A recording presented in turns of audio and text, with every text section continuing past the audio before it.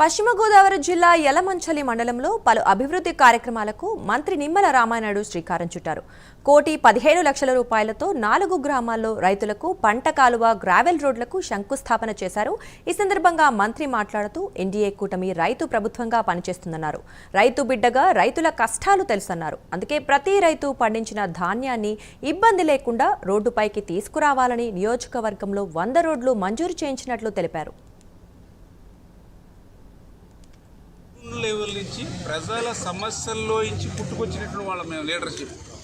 ఆ రకంగా నేను కూడా ఒక రైతు బిడ్డగా చిన్నప్పటి నుంచి తండ్రితో పాటు పొలానికి పోయి తొరాలేసి ఆకు తీసి గట్టులంకలేసేటువంటి సమయం కానీ, అదేవిధంగా 2 బస్తాలు ఏదైతే ఎరువులు పొలాలు పట్టుకెళ్ళాలని అంటే నెత్తి మీద పెట్టుకుని మరి మోకాళ్ళ వరకు కూడా బురదలో నడిచేటువంటి స్థితిలో అనుకునేవాళ్ళం.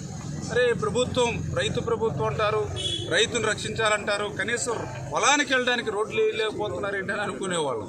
అందుకే ఈరోజు అధికారంలోకి వచ్చాక ఒక రైతు బిడ్డగా మీ అందరి ఆశీర్వాదంతో ఇప్పుడు ఇరిగేషన్ శాఖ మంత్రిగా ఉండడంతో ఆ రకంగా రోడ్లు, ఎందుకంటే మనం పండించినటువంటి పంటను కూడా ఇంటికి తెచ్చుకోవాలంటే చాలా ఇబ్బందులు పడేవాళ్ళం గతంలో.